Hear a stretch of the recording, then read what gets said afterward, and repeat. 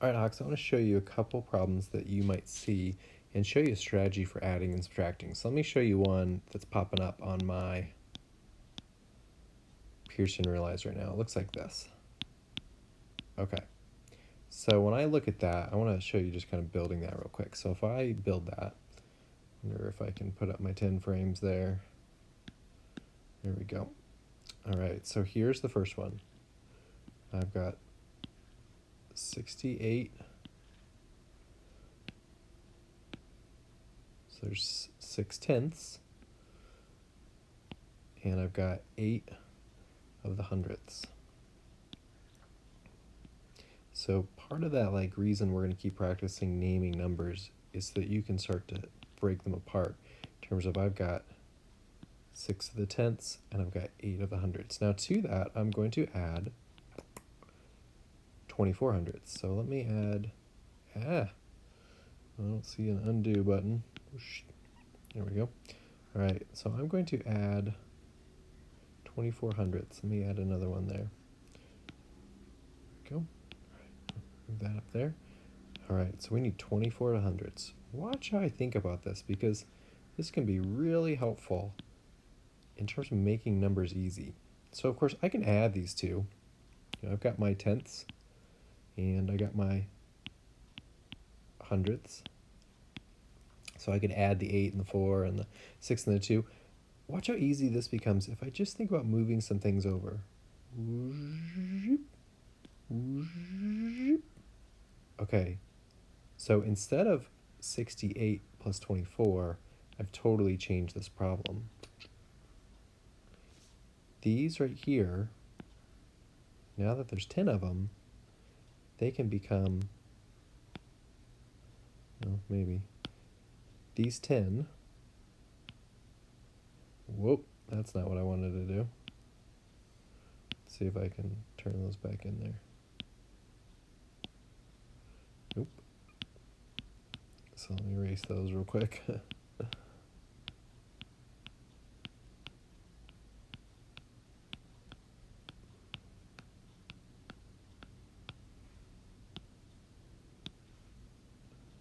me see if I can group these.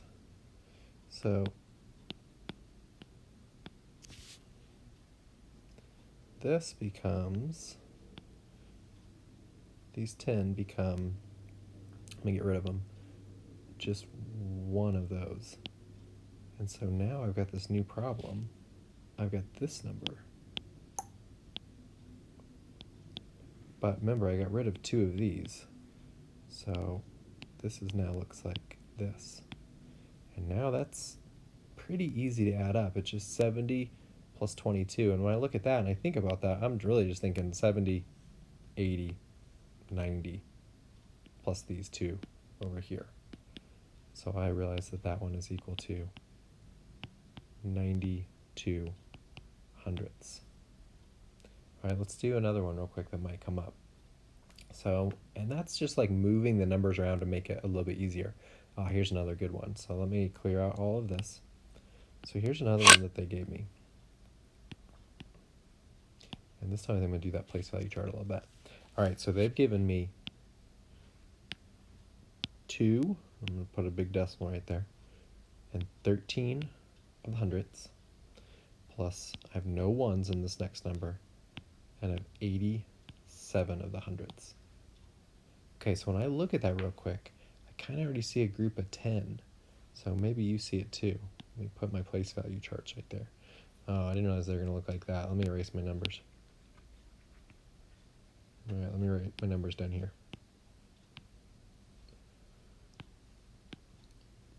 And I've given you a pocket that looks a lot like this one, where you can practice some of this. All right, so we got 2. And we got 1. All right, and when I look at this, I notice right away that I got a 7 and a 3. So if I move 7 more over here, don't need that. Look what happens. That makes a 10. And I got 8 over here already.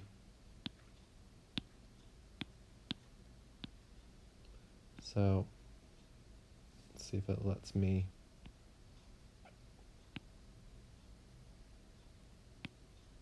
Oh, I can, watch. And they come over there, so that creates 1. So I'm adding the 8, and I had 1 more. So I had 8. I had 8 to begin with. There's my original 8. These 2 turned into 1 more, and I had 1 more that I added right there. And when I add all that together, those can become, and so how much do I have altogether? I've got 3 altogether. Let's look at 1 more.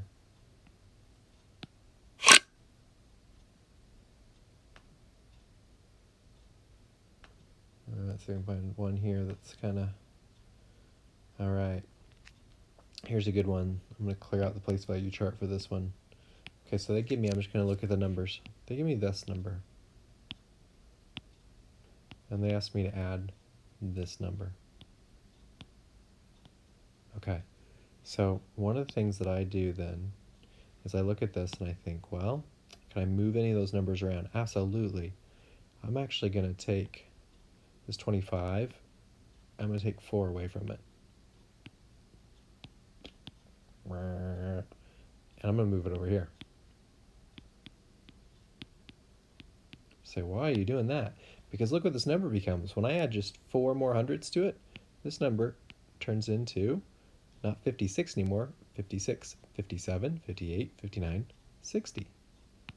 And then here's my new addition problem.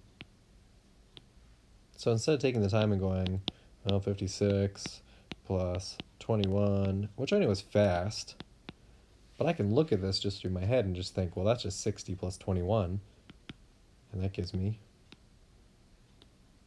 81. Oh, sorry, that was the original problem. I gotta look at that for a second and think, why didn't that equal up? That's not the original problem. This is the original problem. There we go. Okay, so by the time you're over here going, carry the 1, 5, 6, 7, 8, by just moving some of the numbers around, you can create a much easier problem. But the key is you're looking for groups of 10. I'm not just moving any number around. So if you still want to stick with me, we're going to do 1 more. All right, here's another one. Ooh.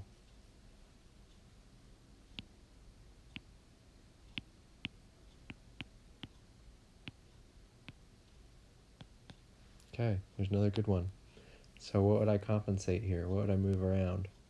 Well, I see that I could move this over. That doesn't really help me much. So sometimes there's really not much, move over. Like in this case, it's probably easier just to do that. 9, 7, 4. Done. So sometimes you don't need to compensate if it's not really going over much. That's just an easy one to add. I mean, you could look at this and think, well, I got 9 in the ones place, check. I got 7 in the tens place, check. I got 3 plus 1, I got 4 of the hundreds, check. That's how you do it. All right, hopefully that helped you a little bit as you work on today's. We're just basically adding.